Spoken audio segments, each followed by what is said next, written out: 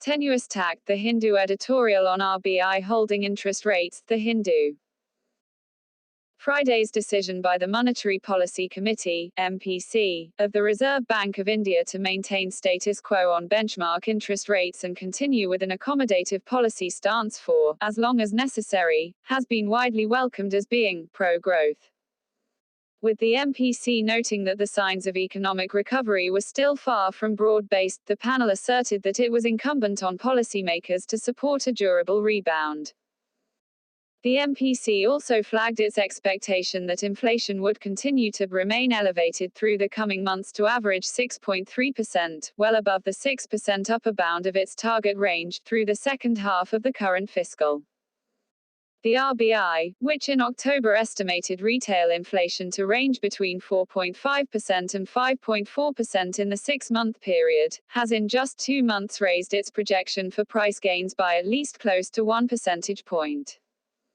Seen in this light, the MPC's decision shows that the RBI is clearly prioritizing growth over price stability for now.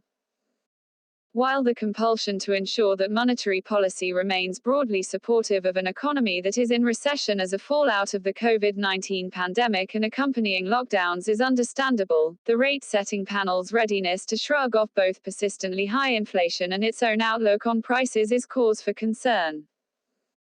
Recent increases in the prices of iron ore, steel and transportation fuels also add to the worries that cost pressures are continuing to accumulate at a time when the economy is still well underwater.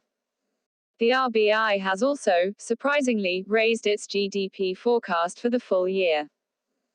The central bank now expects the economy to shrink by only 7.5% in the 12 months ending in March, a full 2 percentage points shallower than the 9.5% contraction it had projected in October.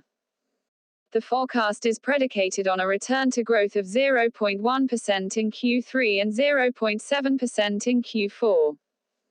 It is this ostensibly sanguine outlook on the economy that is hard to square with the RBI's stand according primacy to growth over price stability. With the central bank prognosticating that, save some possible continued softening in the prices of cereals and transient easing of vegetable costs through the winter, other food prices would persistently remain at elevated levels, the MPC's policy approach is clearly fraught with risks. By laying the onus on supply disruptions, profiteering and taxes for the inflation spiral, the RBI is abdicating its primary mandate.